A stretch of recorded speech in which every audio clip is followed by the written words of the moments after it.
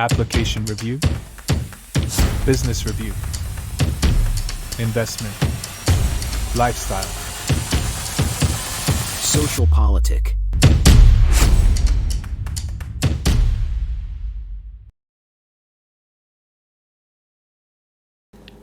Halo Bapak Ibu, saudara-saudari sekalian, lovers and haters. Salam cerdas Indonesiaku. Jumpa lagi kita pada kesempatan kali ini. Bagi Anda yang belum subscribe channel saya, silakan subscribe channel saya. Tekan loncengnya agar Anda dapat notifikasi setiap kali saya mengupload video-video saya. Oke, pada kesempatan kali ini saya akan mengulas tentang besok ya, tanggal 25. Iya, besok tanggal 25. Pak Prabowo akan membawa para menterinya dan wakil menteri dan beberapa kepala badan ke Akademi Militer yang ada di Lembah Tidar itu ya, yang di Magelang. Ya, di sini 3 hari kalau tidak salah Pak Prabowo akan memberikan retret, pengarahan, pembekalan lebih lanjut. Ya. Nah, para hater seperti Denny Siregar menyebut, wah ini perpeloncoan nih, wah rasain kira-kira gitu ya. Dipelonco lu secara militer, ya whatever lah. Yang namanya hater itu always be a haters. Ya. Oke, sebelum saya bahas itu, kita flashback dulu nih ya, yang ringan dan yang lucu ya. Ya, dari para netizen juga yang misalnya, ini kita lihat yang pertama nih ya. Kita tahu kan sebelumnya ini ada cuitan dari tukang Maido. Ya, dia bilang apa? Kisah yang layak difilmkan. Nah, ini berbicara mengenai Veronica Tan ya, mantan istrinya Ahok, yang mana dituduh selingkuh oleh suaminya yang sedang dipenjara. Waduh, ternyata setelah keluar penjara, suaminya sendiri yang menikah dengan ajudan mantan istrinya dan punya anak. Sementara sang istri hingga sekarang masih sendiri. Nah, di sini kita lihat tuh ya, ada video Ibu Veronica Tan yang sekarang jadi wamennya Pak Prabowo ya, yang dia apa ya? Di sini di videonya dia menangis ya, di Makobrimob. Yang saya puji dari Veronica Tan, meskipun dia dituduh selingkuh ini, dia tidak membela diri ya, dia biarkan saja publik yang menilai gitu ya. Tapi akhirnya Veronica tuh jadi wamennya Pak Prabowo, malah netizen sekarang membuli Ahok. Tuh kok istri lu, mantan istri lu jadi wamen, lu dapat apa ikut PDIP, ikut Megawati? Nah, itu kan netizen punya bisa ya. Oke lah, lucu juga. Nah, kemudian ada beberapa hal yang setelah pelantikan wamen maupun menterinya maupun kepala badan dan seterusnya, ya seperti biasa. Ada aja terus saja yang namanya hater itu nggak pernah move on. Kita ambil contoh satu dulu nih ya. Media massa yang kompor juga selain Tempo dan bocor alusnya, yaitu suara.com yang pernah saya bahas berkali-kali. Ketika pelantikan presiden dan wakil presiden di gedung DPR, yang mana waktu itu Ibu Mega menginstruksikan meskipun beliau tidak hadir karena kurang sehat katanya ya, 110 anggota DPR dari fraksi PDIP harus hadir. Ya. Ada kejadian yang lucu pada waktu itu yang ditiup-tiup terus oleh netizen dan juga beberapa media massa. Jadi ketika ada penyebutan nama Gibran, tepatnya gimana saya lupa gitu ya, itu katanya menurut suara.com ya, ada suara riuh rendah di gedung DPR itu, misalnya seperti dia diteriakin gitu ya. Suara.com bilang terdengar suara dari seluruh gedung DPR itu. Jadi seakan-akan para anggota DPR yang sebelumnya sudah sah memasuki gedung DPR itu seperti menyoraki dalam arti kata negatif ya. Padahal yakin saya, Paling suara itu dari 110 orang itu yang dari fraksi PDIP. Nggak mungkin lah seluruh anggota DPR yang mungkin dari fraksi Gerindra, yang dari fraksi Demokrat ikut nyorakin. Ya, nggak mungkin lah. Apa untungnya mereka nyorakin? Tapi suara.com membesar-besarkan insiden itu. Itu satu.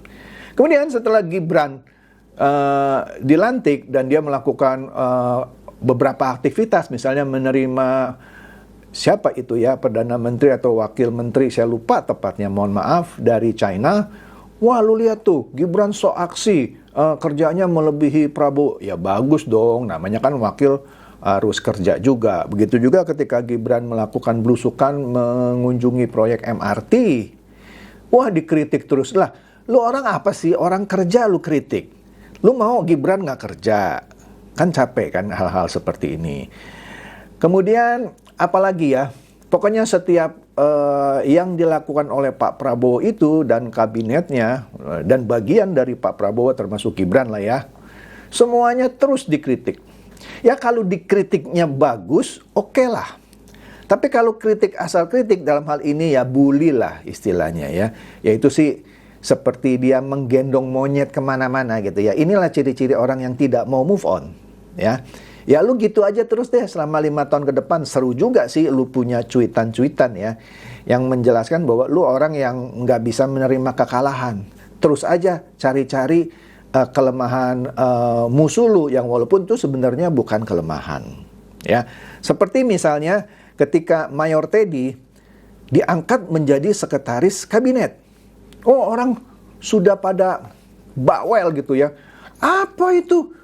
Masih perwira aktif ya, masih perwira aktif, kok nggak pensiun dini dulu? Kok bisa jadi anggota kabinetnya Prabowo? Mestinya tuh pensiun dini, gitu kan? Seakan-akan menyalahkan lagi Prabowo. Padahal itulah dungunya para hater. Mereka nggak tahu ya, ada Perpres ya, nomor 137 tahun 2024 ini, yang sudah ditandatangani yang menyatakan bahwa ya sekretaris kabinet itu ya ditaruh di bawah sekretariat negara. Dengan demikian Mayor Teddy tidak perlu pensiun dini. Lu mesti ngerti aturan coy. Ya, jangan nuduh Pak Prabowo tuh nggak ngerti hukum gini, main seenaknya aja ngangkat Mayor Teddy menjadi sekretaris kabinet. Ada perpresnya yang mana dalam isi nomenklaturnya, susunan kabinet dan segala macam dibuatlah bahwa sekretaris kabinet sekarang itu di bawah sekretariat negara, sehingga tidak perlu pensiun dini. Catat ya, jadi kalau ada orang yang bawel-bawel lagi tentang Mayor Teddy, itu jawabannya ya. Kemudian orang ribut-ribut lagi, wah ini sesuai dengan presidennya gemoy itu ya, jadi kabinetnya gemoy gitu ya.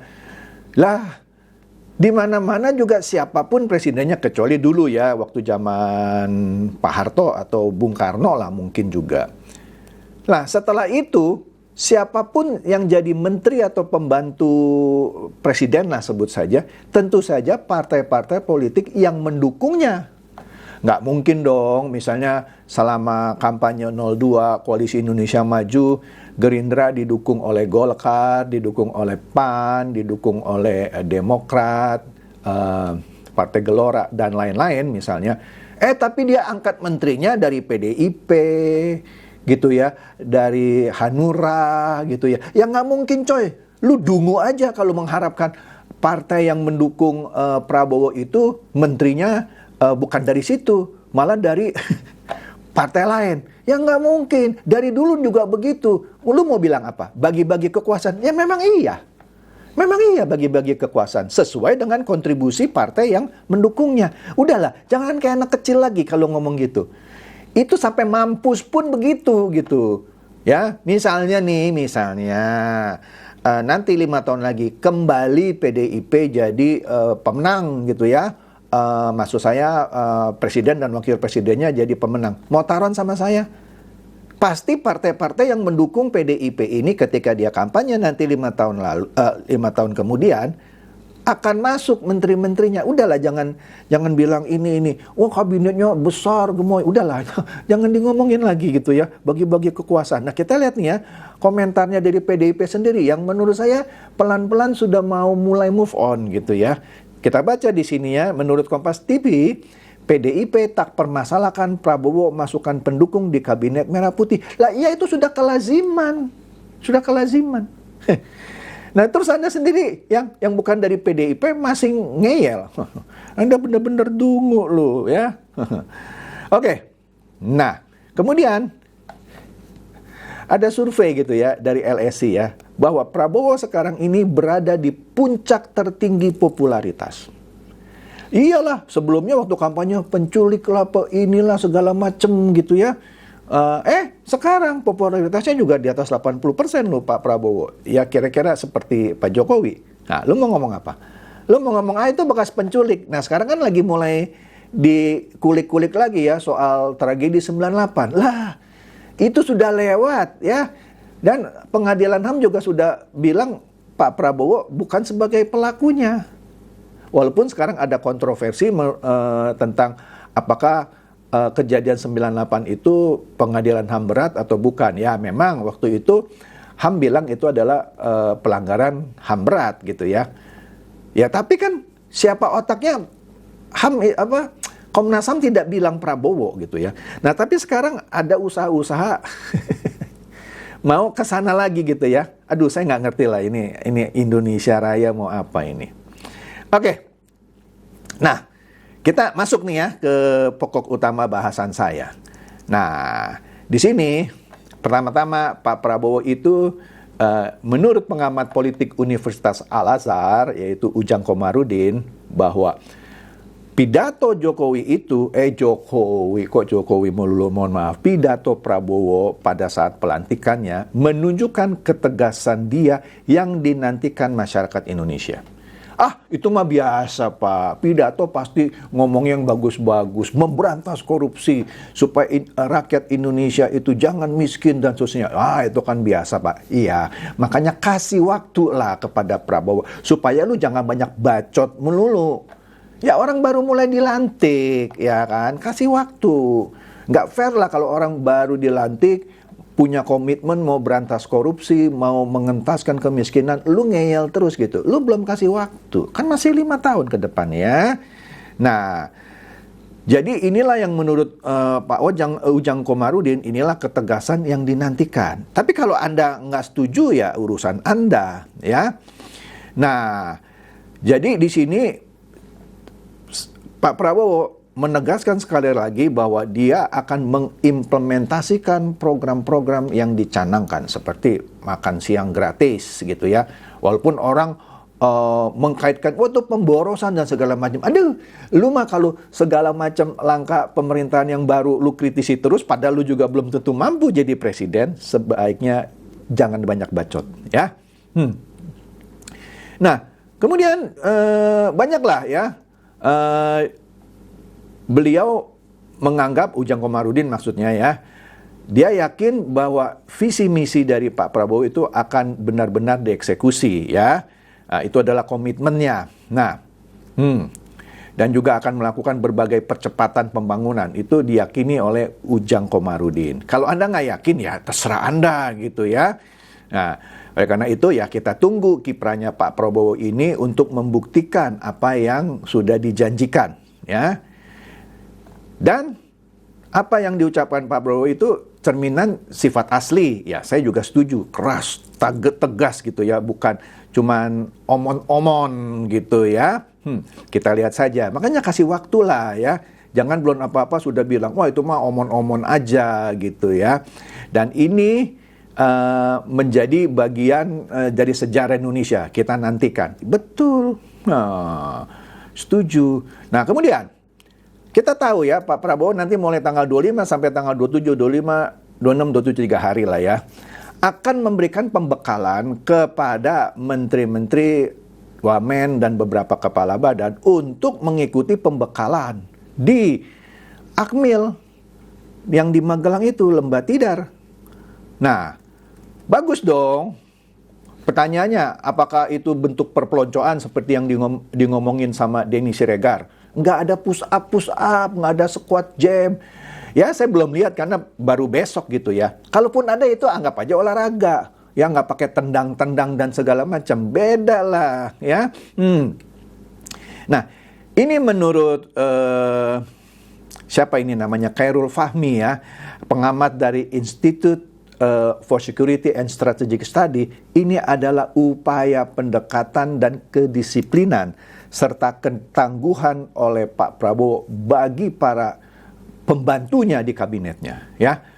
Lah ini bener lah, ya dia kan militer. Sehingga dengan cara ini diharapkan dapat meningkatkan karakter kepemimpinan dari para pembantunya ini menjadi tim yang kuat dan tangguh, ya, untuk menghadapi berbagai tantangan dalam 5 tahun ke depan. Jadi beri waktu coy, ya.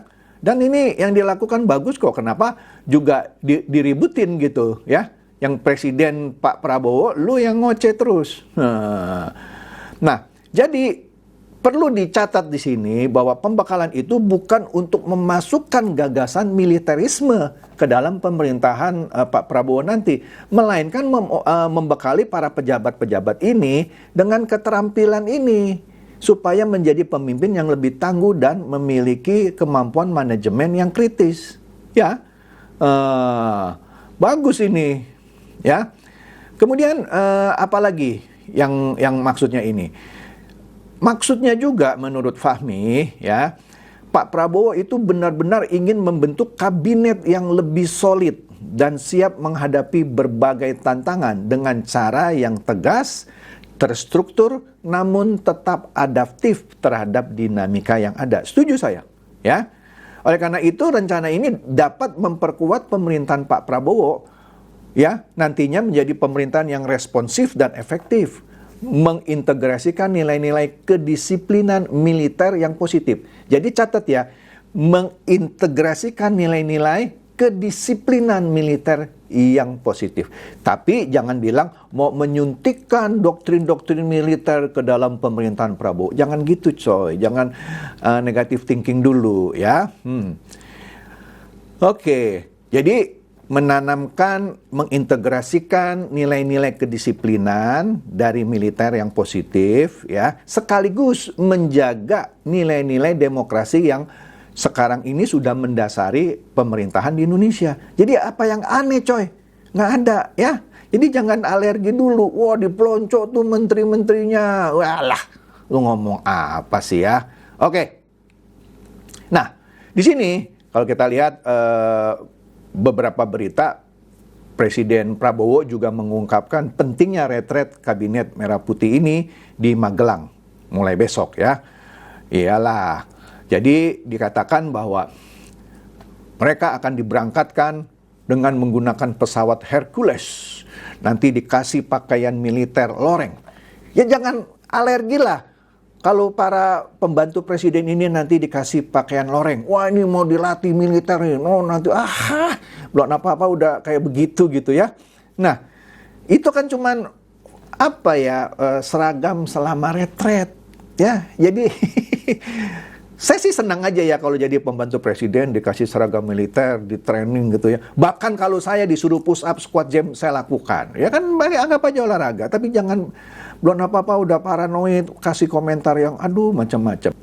Nah, kemudian Budi Ari yang sekarang jadi Menteri Koperasinya di kabinet Pak Prabowo menjelaskan juga bahwa retret yang dilakukan di Akademi Militer ini salah satunya untuk mencegah ego sektoral. Apa maksudnya ego sektoral? Nih saya kasih contoh ya.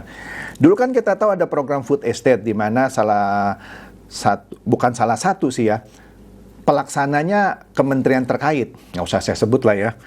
Tapi Pak Prabowo sebagai koordinatornya lah gitu. Ya ada beberapa hambatan di dalam program food estate itu sehingga orang menyalahkan Pak Prabowo. Nah, salah satu yang menyebabkan itu tidak mulus ada ego sektoral di beberapa kementerian. Ya. Tapi blamingnya atau yang ditunjuk sebagai pihak yang bersalah adalah Pak Prabowo. Nah, justru menurut Budi Ari, retret di Akmil ini salah satunya adalah untuk mencegah ego sektoral, supaya program besar pemerintah itu bisa dilakukan secara sinergis antar kementerian, ya kan? Nah, sekali lagi tujuannya untuk menyatukan visi misi pemerintahan dan merumuskan langkah-langkah strategis untuk 100 hari ke depan, ya. Jadi ini adalah langkah untuk mempermudah pencapaian program-program di pemerintahan, ya. Jadi yang seperti saya sebutkan tadi, pengelolaan negara ini harus berkoordinasi antar kementerian. Tidak bisa ada ego sektoral di kementerian tertentu. Nggak bisa. Kita harus katanya saling berkolaborasi, ya, berkoordinasi. Sehingga inilah salah satu tujuannya, membentuk teamwork yang baik, ya. Jadi ya wajar-wajar aja gitu ya kalau yang namanya presiden baru kita Pak Prabowo ingin menyatukan visi misi dan menanamkan bahwa kementerian-kementerian ada itu harus saling bisa berkoordinasi, ya. Harus menghapuskan ego sektoral. Di sini juga dikatakan pembekalan ini ya mantap nih ya. Ya, kita lihat nih ya. Pada hari ini, hari Kamis ya. Akan diberangkatkan pakai pesawat Hercules. Nanti jam 1.30 siang nanti ya. Hari ini, hari Kamis tanggal 24. Karena acaranya mulai besok ya. Nah, menariknya, ada 4.138 personil gabungan ya TNI Polri lah ya yang akan diterjunkan untuk mengamankan acara retret ini ya di Komplek Akademi Militer Akmil yang di Lembah Tidar Magelang itu. Jadi ini acara bukan acara ece-ece nih, ini acara akbar nih ya. Yang mana ya sudahlah, kita biarkanlah Pak Prabowo kan yang jadi presidennya, dia mau mengadakan retret dengan cara ini, lu jangan banyak bawel coy. Ya kalau lu tetap nggak suka ya terus aja lah jadi lu gendong monyet aja gitu ya, kata Mbak Surip ya. Nah, hater-hater ini sebenarnya dia lagi gendong monyet kemana-mana, seperti lagunya Mbak Surip ya, tak gendong kemana-mana ya, dia gendong monyet terus, dia gendong kebencian terus, nggak bisa move on. Ya biarin aja ya. Ya ini orang-orang ini lucunya, kalau nggak ada orang-orang ini kan juga nggak ada berita kan ya, nggak seru. Oke deh. Itu saja dari saya, semoga ini mencerahkan dan mencerdaskan Anda semua. Silakan share video saya ini kepada teman-teman, sahabat atau kerabat supaya mereka tambah cerdas dan tercerahkan. Seperti biasa, terima kasih.